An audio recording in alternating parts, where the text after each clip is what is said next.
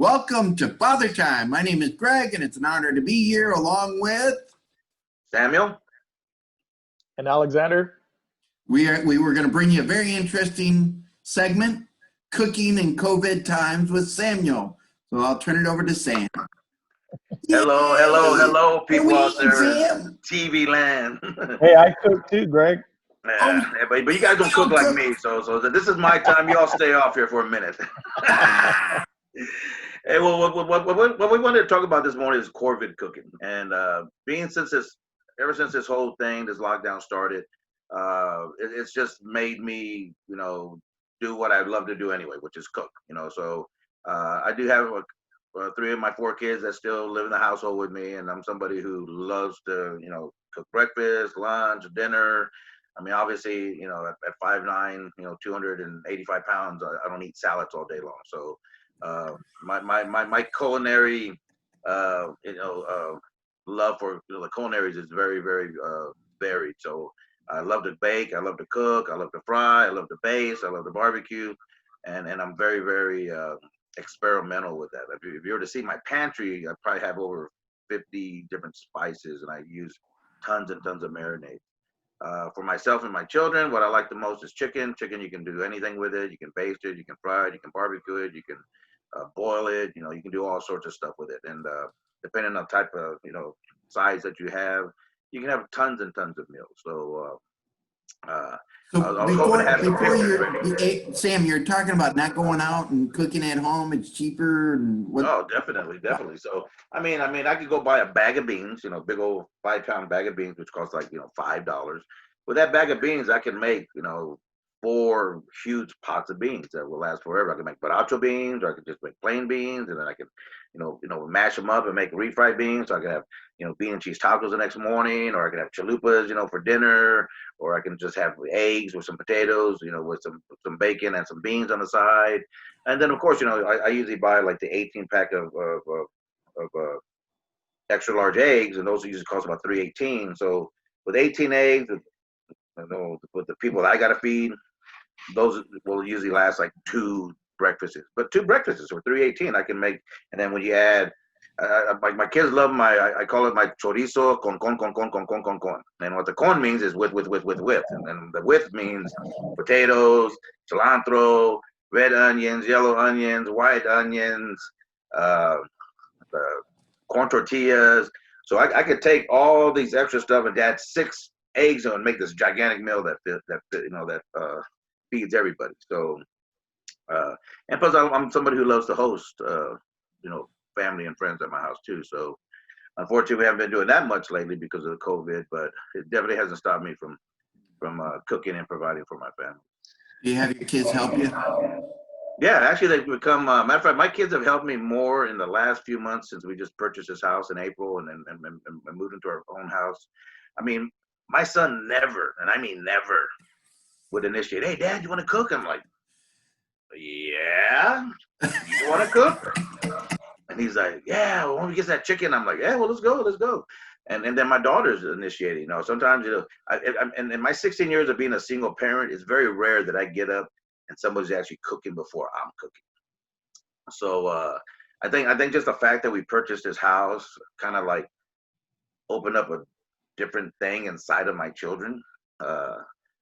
To realize that I'm not gonna probably be around forever. So it's probably a good idea to be in the kitchen when Daddy's cooking, so we can learn how to continue to eat well when I'm no longer on this earth. But there's one thing I've always tried to do as a single father is to always make sure that my kids are watching. I mean, that's one thing that we teach in our classes. That part of our palabra is being not only somebody of your word, but one important thing is setting that example and being that role model for your children. So I take that part of being a father, being a parent extremely seriously. Setting that bar really, really high so that my kids understand that before you try to rely on somebody else, make sure that you can rely on yourself. Perfect. Hey Alex, do you get your daughters to help you cook? Dishes. Yes and no. Probably I'm the cook in the house, but something that I wanted to talk about because Sam was talking about, stuff, and. Um, Mhm. right now, we have a running joke in the family, which then goes to the extended family because uh, we don't.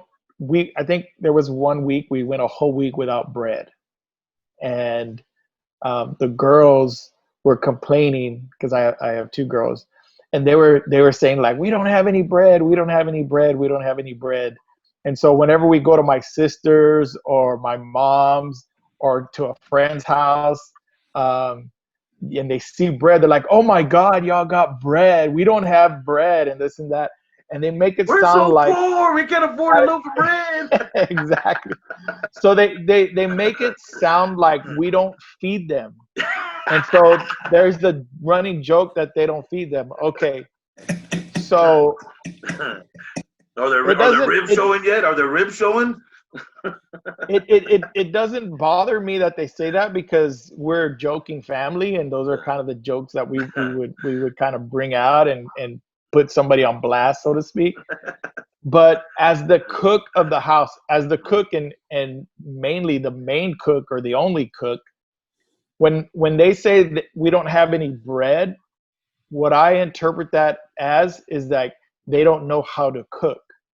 Yeah. Because I can go to my kitchen at any time, and like Sam said, I can grab this and I can grab that and I can grab that and I can grab that and I can put it together, and bada bing, I can have something, and they will always tell me, where did you get this, or how did you make this? And I'm like, it's there it's there in the pantry, it's there in the fridge. You just you haven't figured out how to cook it. So going back to COVID-19 cooking, the message that I want to say before we end this segment is to all those in the audience. Number one,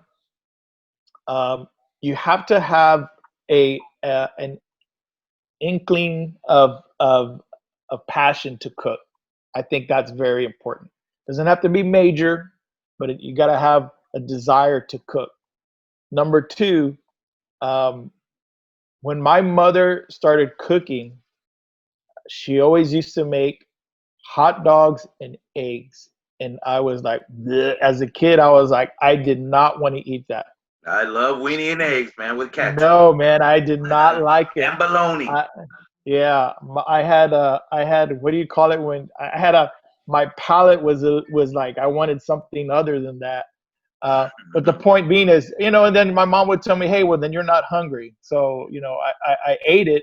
But the point I'm trying to make is that now when we go to my mom's house, she's cooking everything. And she told me recently, she said, when I first started cooking, I didn't know how to cook anything. Okay. So I'm bringing it back to the person out there who has just a small desire to cook. Take this time to learn how to cook. It's a perfect opportunity. So You're learning how. Wrap this up. We're gonna have to wrap it up, guys. We're already way over our mark. So I agree, right? It's important to get our kids involved, and it's okay for us to learn, right? And if we don't know, then ask the question. Watch the videos, because it's exciting cooking with your kids. Scary, but exciting. And pretty soon we are going to have some cooking videos to kind of give you an idea of how the Father Time crew brews it up. All right. I want to see. Yeah. All right, guys. Take care. This has been Greg. Sam. Alexander. You guys take care. Have a good day. Thank you for joining us.